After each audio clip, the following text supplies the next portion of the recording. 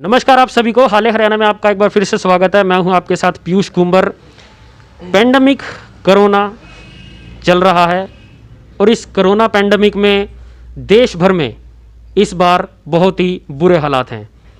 सत्ता पक्ष अपनी तरफ से अपने कार्य कर रहा है और उसी बीच विपक्ष भी कहीं ना कहीं ग्राउंड लेवल पर जाकर जितने प्रयास वो कर रहा है अपनी तरफ से वो पेशेंट्स के लिए, समाज के लिए कर रहा है। इसी के चलते विपक्ष की तरफ से यानी कि कांग्रेस की तरफ से हमारे पास जो इस एरिया के दिग्गज नेता हम कहें राष्ट्रीय महासचिव कांग्रेस के वीरेंद्र सिंह राठौर वो हमारे साथ हैं।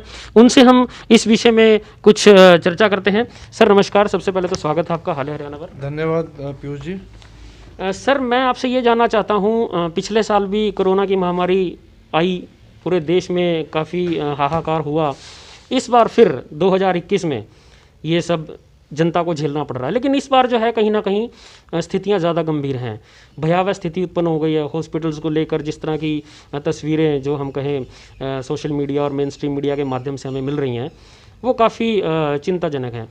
क्या है आपके विचार, क्यों इस बार जो है पिछली बार की अपेक्षा ज़्यादा गंभीर स्थितियाँ हैं? देखिए पिछले वर्ष कोरोना लगभग फरवरी के महीने में शुरू हुआ था और जैसे जैसे फर्स्ट स्टेन कोरोना का ख़त्म हुआ, लगभग जुलाई अगस्त 2020 के बाद WHO ने पूरे वर्ल्ड को चेताया था कि सेकंड स्टेन थोड़ा गंभीर रहेगा और सेकंड स्टेन लगभग इसी समय फरवरी मार्च के अंदर दस्तक देगा। 6 महीने से ज़्यादा समय हमें मिला जिसके अंदर हम सेकंड स्टेन की तैयारी कर सकते थे। परंतु दुर्भाग्य हमारे देश का ये है कि देश के प्रधानमंत्री, भाजपा की सरकार पिछले 6 महीने के अंदर सेकंड स्टेन की तैयारी नहीं कर सकी। जिन देशों ने सेकंड स्टेन की तैयारी की, जैसे अमेरिका, उन्होंने कोरोना के ऊपर पूर्ण रूप से पार पा लिया। मैं अमेरिका की बात करूं, जो बाइडेन प्रेसिडेंट बने अमेरिका के, उन्होंने पूरे 5 महीने का अपना जो कार्यकाल रहा उसके दौरान उन्होंने पूरा फोकस वैक्सीनेशन पे किया और 98% जनसंख्या को वैक्सीनेट किया अमेरिका के अंदर, और आज कोरोना के नए केसेस वहाँ बिल्कुल नहीं आ रहे। जबकि 6 महीने हिंदुस्तान में हमारे देश के प्रधानमंत्री और भाजपा के तमाम नेता इलेक्शन के अंदर, रैलियों के अंदर लाखों की भीड़ जुटाते रहे। वैक्सीनेशन को लेकर के कोई सीरियसनेस नहीं थी, ना वैक्सीनेशन की प्रोडक्शन को लेकर के सीरियसनेस थी। अभी तो हर वो काम किया जिससे कोरोना स्प्रेड किया जा सके। वे राज, सत्ता और कुर्सी के लालच में प्रदेशों की सरकारें तोड़ते रहे और देश की जनता को भयानक और गंभीर परिस्थिति के अंदर डालने का काम किया। आप जब कोरोना का सेकंड स्टेन दोबारा फरवरी मार्च के अंदर आया तो सरकार के हाथ खड़े थे। कॉमन सेंस की बात थी कि रेस्पिरेटरी ऑर्गन्स को ये वायरस अटैक करता है। ऑक्सीजन प्राइमरी रिक्वायरमेंट थी। पिछले 6 महीने में कोई कदम नहीं उठाया गया जिससे ऑक्सीजन की पूर्ति देश के अंदर रहे, अपितु उसके विपरीत ऑक्सीजन को हम लोग एक्सपोर्ट करते रहे। वैक्सीनेशन के ऊपर कोई फोकस नहीं किया गया। कोई 6 महीने में ऐसे अस्पताल नहीं तैयार कराए गए अस्थायी, जिससे ताकि गंभीर पेशेंट्स को वेंटिलेटर्स और बेड्स की सुविधाएं उपलब्ध हो सके। तो उसका नतीजा ये हुआ कि जब सेकंड स्टेन आया तो अधिकतर लोग जो डेथ हुई हैं वो कोरोना की वजह से कम, पर ऑक्सीजन की कमी की वजह से ज़्यादा पेशेंट्स की मृत्यु देश के अंदर हुई है। ये बहुत दुर्भाग्यपूर्ण है। तो पूरा मैं तो ये मानता हूँ कि अगर समय रहते एक दूरदर्शी नेता की तरह काम किया जाता तो देश के अंदर परिस्थितियाँ विपरीत होती। परंतु दुर्भाग्य है कि देश के प्रधानमंत्री और भाजपा की प्राथमिकताएं देश के लोगों की जान बचाना नहीं था। उनकी प्राथमिकताएं सत्ता हथियाने की प्राथमिकताएं थी। उनकी प्राथमिकताएं थी लाखों लोगों की रैलियां करने की। उनकी प्राथमिकताएं थी कैसे कांग्रेस शासित राज्यों में से सरकारों को गैर कानूनी और असंवैधानिक तरीके से तोड़ करके अपनी सरकारों का गठन वहाँ किया जाए। तो इसके अंदर जब देश के प्रधानमंत्री लगे रहे तो आप सोच सकते हैं कि देश का क्या हाल होना। यहाँ पर सर एक सवाल और उठता है, इसमें कोई दोहराए नहीं है कि सेंट्रल गवर्नमेंट की, इलेक्शन कमीशन की इसमें कहीं ना कहीं रिस्पॉन्सिबिलिटी बनती है। जब इस तरह के पैंडेमिक से देश जूझ रहा हो तो इलेक्शन को पोस्टपोन भी किया जा सकता था। लेकिन दूसरी तरफ से एक सवाल ये भी उठता है, सोशल मीडिया पर भी ये बहस काफ़ी छिड़ रही है कि क्या उस समय जो विपक्षी पार्टियां हैं वो उसका बायकॉट नहीं कर सकती थी इलेक्शन का? क्या वो ये आवाज़ नहीं उठा सकती थी कि हम अभी इलेक्शन में नहीं जाएंगे? लीगली मैं जानना चाहता हूँ, लीगली ऐसा कोई प्रावधान है क्या? देखिए, विपक्षी दल अपनी राय इलेक्शन कमीशन को दे सकते हैं। इलेक्शन कमीशन एक संवैधानिक बॉडी है, परंतु दुर्भाग्य हमारा देश का ये है कि आज भारतीय जनता पार्टी की सरकार ने संवैधानिक संस्थाओं को बिल्कुल अपने कब्जे में लिया हुआ है। आपको याद होगा कि जब बंगाल का चुनाव चल रहा था तो माननीय हमारे पूर्व राष्ट्रीय अध्यक्ष हमारे नेता राहुल गांधी जी ने लिख करके ये दे दिया था कि वो किसी चुनाव प्रचार में रैली को संबोधित नहीं करेंगे। उसके बावजूद प्रधानमंत्री नहीं हटे। इलेक्शन कमीशन को ये देखना चाहिए था कि इस पैंडेमिक के अंदर इस प्रकार की रैलियों को बैन किया जाए, परंतु election commission Bharatiya Janata party की बी टीम के रूप में काम कर रहा था और जिसका नतीजा देश की जनता को भुगतना पड़ रहा है।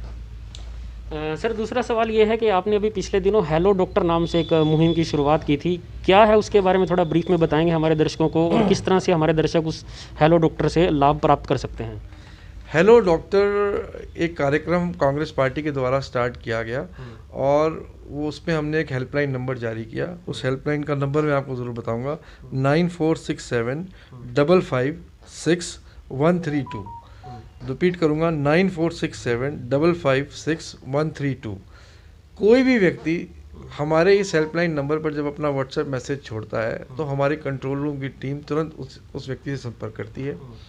उस व्यक्ति को अगर डॉक्टर से कंसल्ट करना होता है तो हमारी कंट्रोल रूम की टीम सीधा पेशेंट को वीडियो कॉल के माध्यम से कनेक्ट करती है और दूसरी तरफ डॉक्टर को वीडियो कॉल के माध्यम से कनेक्ट करती है और पेशेंट और डॉक्टर को लाइव ओपीडी से हम लोग जोड़ने का काम करते हैं।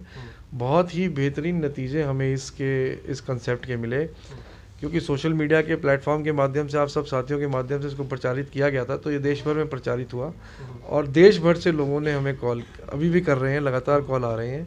2000 से ज़्यादा पिछले 15 दिनों में पेशेंट्स को लाइव ओपीडी के माध्यम से डॉक्टर्स की कंसल्टेशन कर दी गई है। 20 से 25 हमारे senior doctors MD medicine, even DM medicine जो हैं वो इनके साथ जुड़े हैं, जो अपने समय की सेवा का दान दे रहे हैं। हर एक डॉक्टर कोई आधा घंटा, कोई 1 घंटा, कोई अपनी सहूलियत के अनुसार उन्होंने अपने शेड्यूल्स हमें दिए हुए हैं और उनके शेड्यूल्स के मुताबिक हम पेशेंट्स की सीधी लाइव ओपीडी डॉक्टर्स के साथ कराने का काम करते हैं। डॉक्टर्स उनको वीडियो कॉल के माध्यम से प्रिस्क्रिप्शंस भी दे रहे हैं। तो जो मेरा तजुर्बा इसके अंदर आया है कि ये बहुत हेल्पफुल हो रही है उन पेशेंट्स को जिनके ऊपर माइल्ड और मॉडरेट सिम्टम्स की शुरुआत होती है। शुरुआती दौर में ही वो डॉक्टर्स से कंसल्ट करके अपना इलाज कराने में कामयाब हो रहे हैं और मुझे बड़ी खुशी है कि अभी तक जितने डॉक्टर्स के साथ कंसल्टेशन टोटल पेशेंट्स की हुई है, हमारी एक फॉलोअप टीम पूरा फॉलोअप ले रही है कि उन पेशेंट्स की हालचाल कैसे हैं। डेली उनका एक चार्ट बन रहा है। अभी तक एक भी पेशेंट सीरियस कंडीशन के अंदर देखने को नहीं आया है।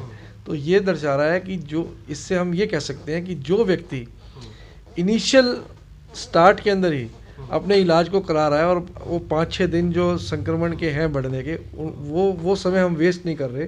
उस समय के दौरान अगर हमारा इलाज शुरू हो रहा है तो बीमारी के ऊपर रोक कहीं ना कहीं हम लगा पाने में कामयाब हो रहे हैं। तो हेलो डॉक्टर अभी लगातार डेली अभी वो चल रहा है और आज राजीव गांधी जी के पुण्यतिथि के अवसर पर हेलो डॉक्टर के ऊपर जो भी हमारे पेशेंट्स रजिस्टर हुए हैं उन सब पेशेंट्स के लिए हमने एक हेल्थ किट तैयार की है। उसका डिस्ट्रीब्यूशन हमने आज शुरुआत की है 21 मई को राजीव जी की पुण्यतिथि के अवसर पर, और लगातार अगले कई दिनों तक हर एक उस पेशेंट के पास जो हेलो डॉक्टर पर रजिस्टर्ड है, क्योंकि उसको रिक्वायरमेंट है उन चीज़ों की, तो एक तरह से इम्यूनिटी बूस्टर किट है जिसके अंदर काढ़े, sanitizer, mask, vitamin D, vitamin C, multivitamins, calcium, इन तमाम टैबलेट्स को हमने उसके अंदर रखा है। वो हम घर घर तक उन लोगों तक पहुंचा रहे हैं जो लोग हेलो डॉक्टर के ऊपर रजिस्टर होकर के परामर्श कर पा रहे हैं। ये जो नंबर सर आपने बताया, तो क्योंकि ग्लोबली सोशल मीडिया पर जो नंबर कहीं भी जाता है तो एक दायरा है, कोई प्रदेश लेवल पर है ये सिर्फ नंबर, या कोई भी पेशेंट कहीं से भी कॉल कर सकता है? नहीं पीयूष जी, कहीं से भी कॉल कर सकते। जब हमने सोशल मीडिया पे इसका प्रचार कर दिया, आप हैरान होंगे कि जो हमारे हरियाणा और पंजाब के लोग जो बाहर सेटल्ड हैं, अब्रॉड सेटल्ड हैं, जर्मनी है, यूएस है, उन्होंने भी कंसल्टेशंस हमारे डॉक्टर्स से की है। तो सोशल मीडिया की तो कोई रिस्ट्रिक्शन नहीं है, कोई बाउंडेशन नहीं है। अब कौन उसको नंबर को देख पा रहा है, पूरे वर्ल्ड के अंदर आप वो नंबर प्रचारित हुआ है, तो मुझे लगता है कि, और मैं डाटा में देख रहा था टोटल पेशेंट्स का, तो मुझे लगता है कि हिंदुस्तान की हर एक स्टेट से पेशेंट्स के कॉल आए हैं। चाहे मैं झारखंड की बात करूं, बिहार की बात करूं, कर्नाटक की बात करूं, तेलंगाना की बात करूं, अंडमान निकोबार की बात करूं, जम्मू कश्मीर की बात करूं, उत्तराखंड के तो कई पेशेंट्स ऐसे हैं जो रेगुलर हर रोज़ डॉक्टरी परामर्श ले रहे हैं।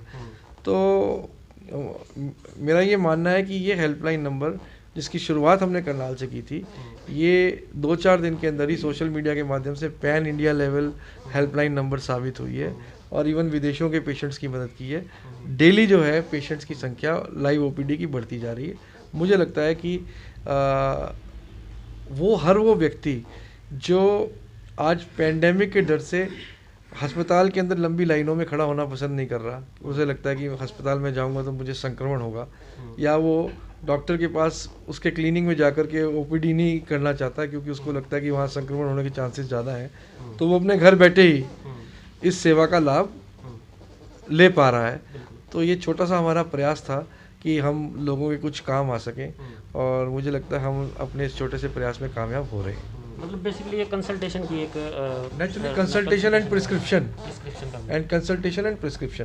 ठीक है। तो वो अगर किसी को इनिशियल सिम्टम्स हैं तो डॉक्टर्स उनके सिम्टम्स के हिसाब से उनको प्रिस्क्रिप्शन देते हैं और उनका इलाज शुरू होता है। और कहीं ना कहीं वो पेशेंट जो नहीं बताना चाहते सोशली कि हमारे को कुछ है, वो और ज़्यादा लाभान्वित हो रहे हैं, क्योंकि वो घर में बैठकर ही अपने कमरे में बैठे हैं, दरवाज़ा बंद कर करके और कंसल्टेशन कर रहे हैं, तो उनको भी लाभ पहुंच रहा है।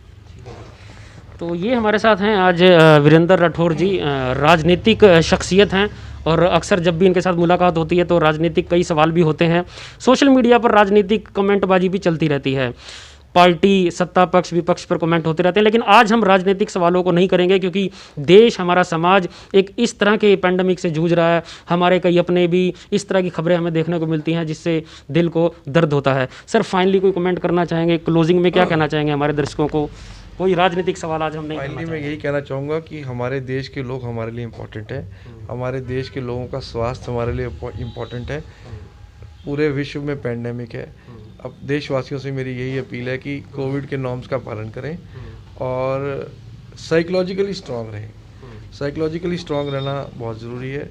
अपनी इम्यूनिटी को लगातार इंक्रीज़ करें, ऐसे खाने खाएं जिससे इम्यूनिटी हो, विटामिन्स के स्रोत हम लोग लें, लगातार ग्रीन वेजिटेबल्स का हम ज़्यादा से ज़्यादा सेवन करें, विटामिन सी को हम अपने, चाहे वो आंवले के रूप के और जूसेस के थ्रू है या विटामिन सी की टैबलेट्स के थ्रू है, तो हर वो कार्य किया जाए जिससे हमारी इम्यूनिटी स्ट्रांग रहे।